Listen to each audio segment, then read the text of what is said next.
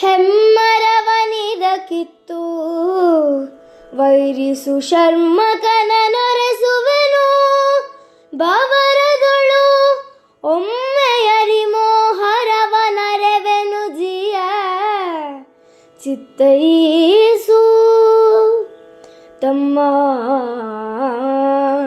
ಸೈರಿಸು ಮರಣ ಮುರಿಯದಿರು ತಮ್ಮ ಎಮ್ಮ ಮಾತನು ಕೇಳು ಹೊಲ್ಲೆಹವೆಮ್ಮತಾಗದೆ ಮಾಡದು ಎಂದನು ಧರ್ಮನಂದನನು.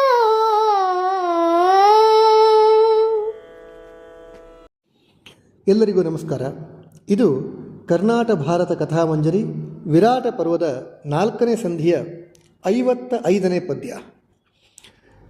ಧರ್ಮರಾಜ ಬಂಧನಕ್ಕೊಳಗಾಗಿರುವಂಥ ವಿರಾಟ ರಾಜನನ್ನು ಬಿಡಿಸ್ಕೊಂಡು ಬಾ ಅಂತ ತಮ್ಮ ಭೀಮನಿಗೆ ಹೇಳ್ತಾನೆ.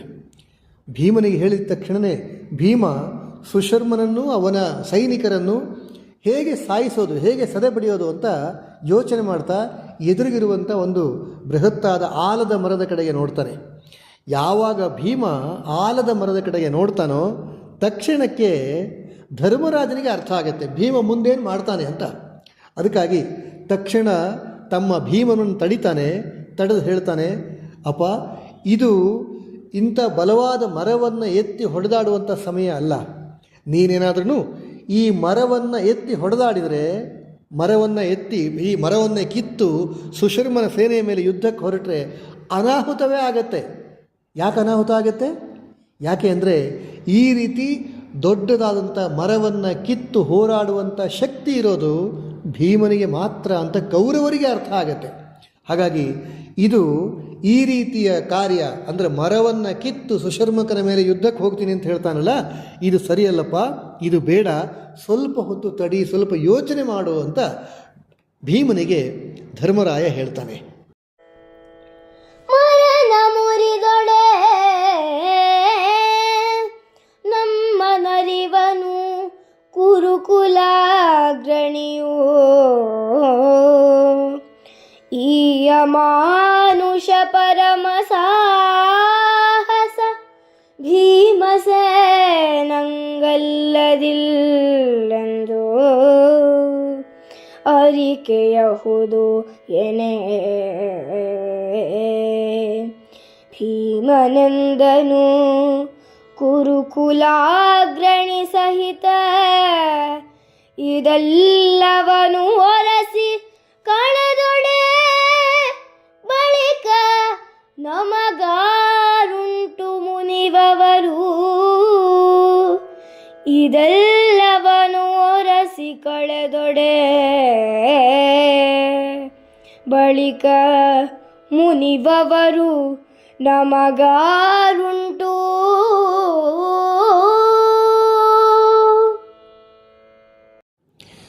ಎಲ್ಲರಿಗೂ ನಮಸ್ಕಾರ. ಇದು ಕರ್ನಾಟಕ ಭಾರತ ಕಥಾಮಂಜರಿಯ ವಿರಾಟ ಪರ್ವದ 4ನೇ ಸಂಧಿಯ 56ನೇ ಪದ್ಯ. ಈತ ಯುದ್ಧ ಭೂಮಿಯಲ್ಲಿ ಯುದ್ಧಕ್ಕೋಸ್ಕರನೇ ಕಾಯ್ತಾ ಇರುವಂಥ ಭೀಮ ಅನ್ನುವ ರೀತಿಯಲ್ಲಿ ಆತ ಮಾನಸಿಕವಾಗಿ ಸಿದ್ಧನಾಗಿಬಿಟ್ಟಿದ್ದಾನೆ. ಅಣ್ಣ ಧರ್ಮಜ ಅನುಮತಿ ಬೇರೆ ಕೊಟ್ಟಿದ್ದಾನೆ.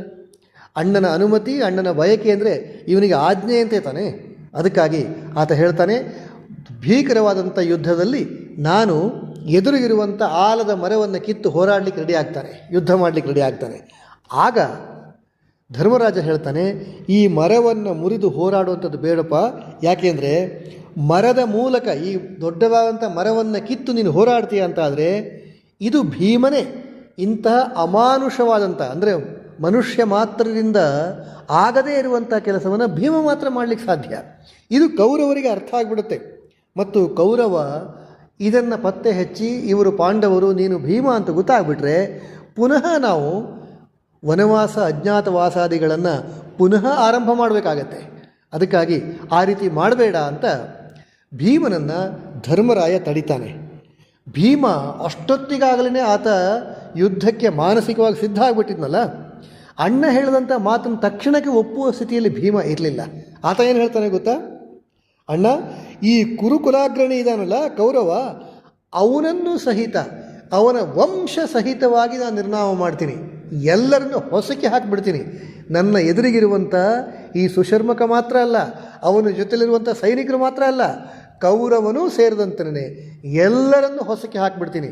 ನಮಗೆ ಜೀವನದಲ್ಲಿ ಇನ್ನು ಮುಂದೆ ಯಾವತ್ತೂ ಕೂಡ ನಮ್ಮನ್ನು ದ್ವೇಷಿಸುವಂಥ ಜನರೇ ಇರಬಾರ್ದು, ಅಂಥ ವೀರತನದ ಕೆಲಸವನ್ನು ಮಾಡ್ತೀನಿ ಅಂತ ಭೀಮ ಆರ್ಭಟಿಸ್ತಾನೆ ಧರ್ಮರಾಜನ ಎದುರಿನಲ್ಲಿ.